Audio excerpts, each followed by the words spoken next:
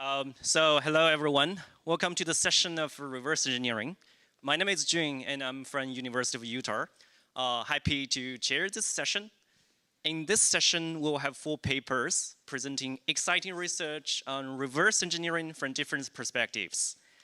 So the first paper will present SigmaDiff, which talks about semantic-aware deep graph matching for pseudocode diffing. So let's welcome our speaker, Lian, from UC Riverside.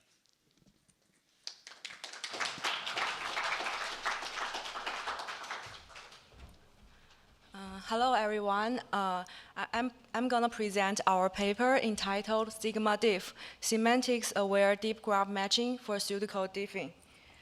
My name is Lian Gao. I'm the first author, and this is a collaborative work with Yuqu, Shengyu, Yue Duan, and Professor Heng Ying. Pseudocode diffing is a technique that takes in the pseudocode, which is also called decompiled code, of 2 given binaries as input. It will compare them and locate similar tokens and capture different tokens between them.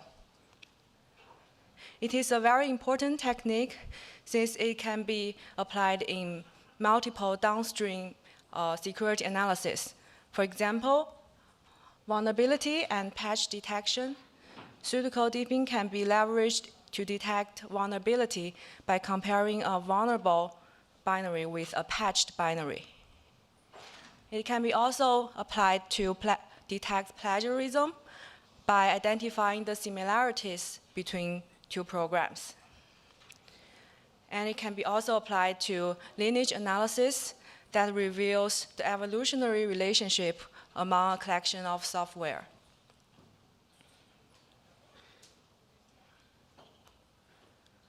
Comparing with binary diffing, pseudocode diffing has its unique benefits. For example, first of all, the pseudocode diffing results is more concise and human readable. If we look at the 2 figures, A and B, we can see that the pseudocode diffing results can precisely pinpoint the code changes in a very human-readable fashion, while the diffing results of binary diffing are much harder to comprehend. Secondly, pseudocode diffing that works on the token level is more fine-grained than the binary diffing that works on either the function level or basic block level. And thirdly, the recovered semantic information during the decompilation, such as the type information, depth use information, could be leveraged during the pseudocode diffing and can be very helpful.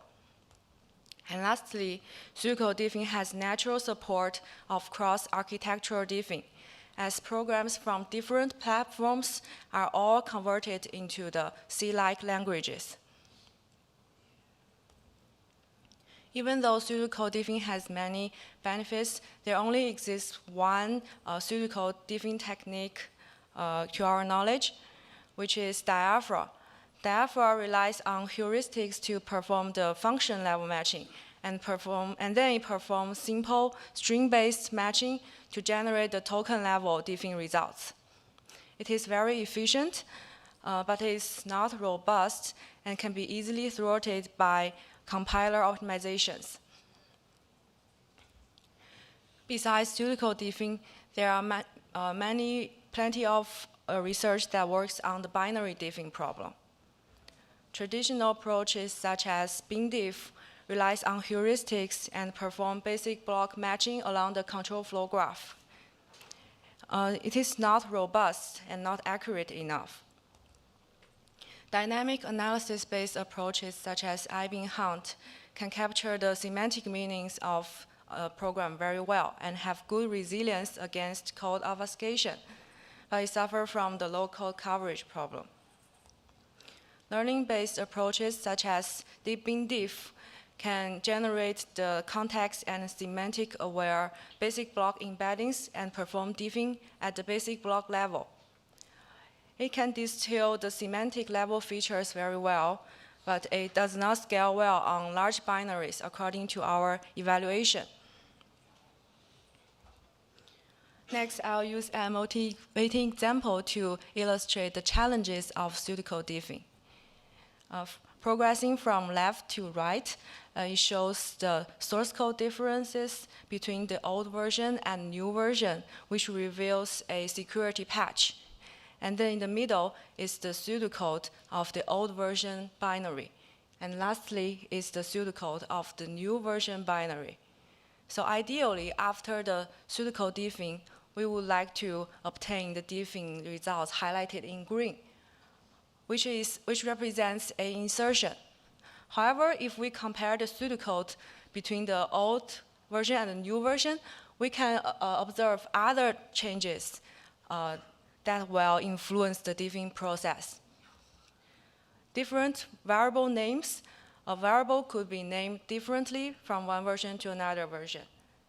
Different expressions. A decompiler may merge multiple expressions into one, or vice versa. Different control constructs, like shown in this figure, which reveals that the control flow is unstable. These changes add to the noises of pseudocode diffing and further increase its complexity.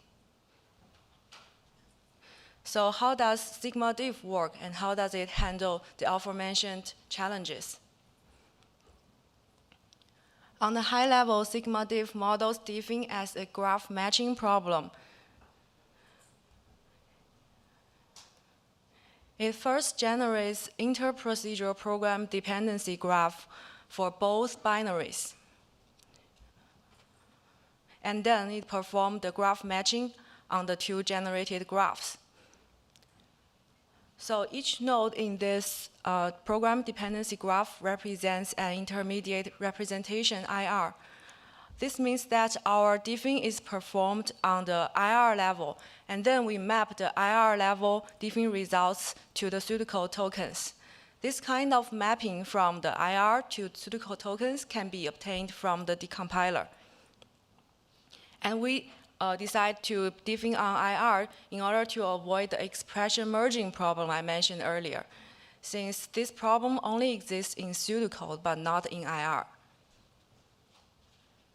And in the program dependency graph, each edge represents either a data dependency or a control dependency. These dependencies are more robust than the control flow. Next, we'll perform a lightweight symbolic analysis to generate the node features for the graph. It is an abstract interpretation approach. It is different from the symbolic execution. The goal is to associate the IR variables with symbolic expressions. We designed it to be pretty lightweight so that to ensure the efficiency. So intuitively, the lightweight symbolic analysis reveals how a value is calculated. For example, for node number 1, RDI is arg1, and the value of RAX should be arg1 plus 20. So for this node, we will replace the IR variable name with the symbolic expressions we generate, and that forms the node feature. Similarly, for node number 2, its node feature becomes return arg1 plus 20. In this way, we could effectively avoid the variable name difference problem I mentioned earlier. And details of this lightweight symbolic analysis can be found in our paper. Next, we will perform diffing by conducting the graph matching on the two generated graphs. We leverage the deep graph matching consensus model, which is a state-of-the-art graph matching algorithm. And the idea is to fully exploit the neighboring contextual information so that IRs with similar contexts are more likely to be matched. We also leverage the computing power of modern GPUs, since we all know that graph matching is an NP-hard problem, and there could be so many IRs within a program. We also did some modifications to make the model more suitable to our scenarios. For example, we modify the loss function and increase the penalty of incompatible types. Those data types are recovered during the decompilation. And we use a type lattice to determine the type compatibility. This model is trained in a semi-supervised fashion. So given the source and target graph and a small set of training node pairs, the model will generate the mapping from source to the target graph for the rest of the nodes. Those training pairs are some initial matching pairs with high similarity and uniqueness. So intuitively, these initial matching pairs can help the match of the nearby nodes by considering the neighboring context. In order to select those training nodes automatically, we leverage the symbolics, a lightweight symbolic analysis I mentioned earlier to select them. So we select IRs that have unique node feature and appear in both graphs. For example, in this foo function, this store statement is unique and it appears in both graphs. So this pair of IRs can be considered as a training node.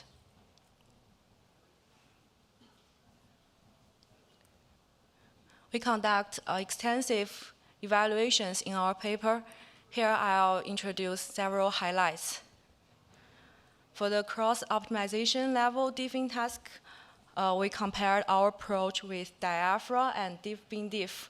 And this figure shows the F1 score CDF of the evaluation.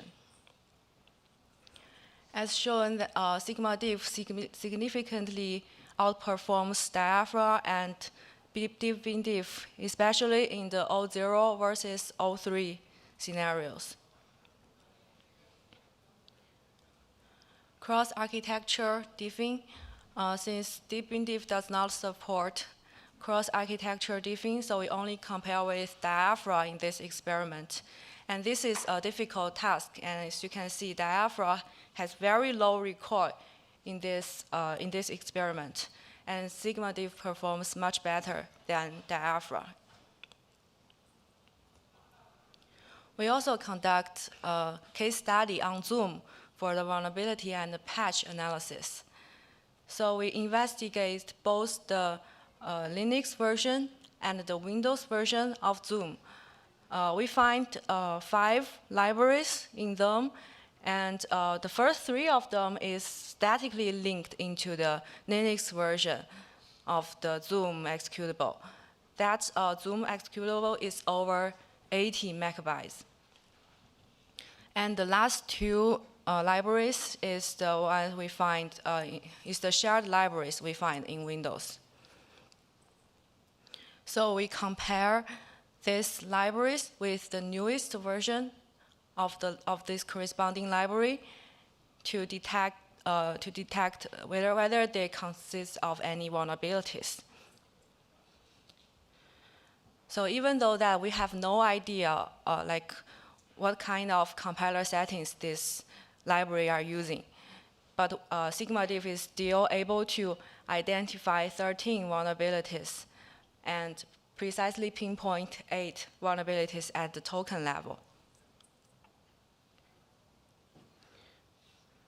Here is an example in OpenSSL. It is, according to the source code, we can see that the patch is to add a condition check. And Diaphora, even though Diaphora is able to identify this insertion, but the surrounding tokens are not matched very well. While on the other hand, SigmaDiff is able to not only pinpoint the code change and also the matching results for the surrounding tokens are pretty well.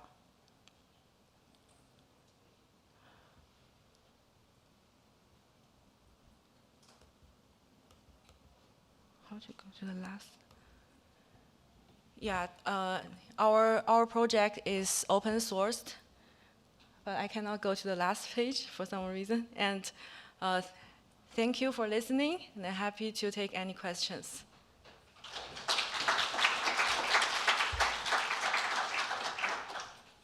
Thanks for the nice talk. And let's see if our audience has any questions. So there is only one Mac in this room, so let me know.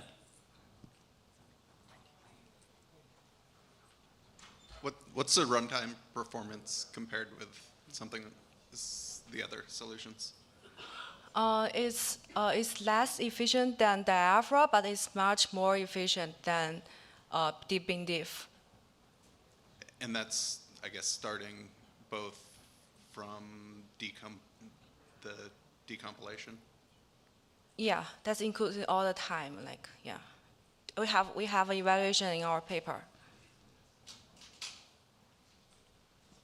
We got another question here.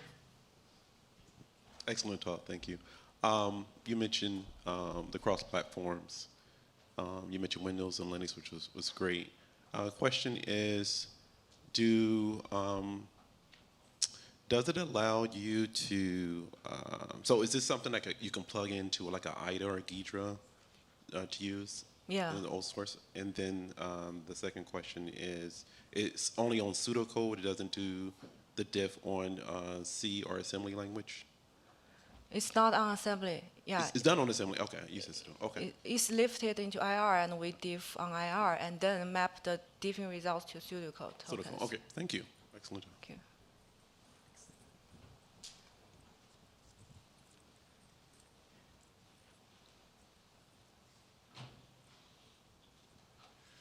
Thank you for this nice talk. I just have a quick question about, so if I understand correctly, you're performing interprocedural data flow analysis. And I was wondering what are the limitations of this, like to which extent that it scales, and if you have noticed any impact on like maybe practical use cases where this poses some challenges. Right. So in order to do it very efficiently, we kind of adopt that like modular analysis that first do local analysis on each function, and then do a bottom-up analysis to summarize the using the function summary we have. And so in that way, the algorithm can be done pretty efficiently for the interprocedural analysis. And does that answer your question? I think so, yes. Thank you. We have a little bit of time for one more question. Any other questions? Yeah, I have a question. So you rely on control dependency and data dependency for similarity measurements, right? Yeah. My understanding is optimizations would affect both control dependency and data dependency. So how would optimization levels impact your similarity measurements accuracy? Right, you're right. Yeah, so we may also mention that in our paper in the limitation section. So we can handle, so the data dependency and control dependency is relatively more stable than the control flow. However, there are still like many optimizations that would change the program dependency graph, such as the like loop unrolling and like the function inlining.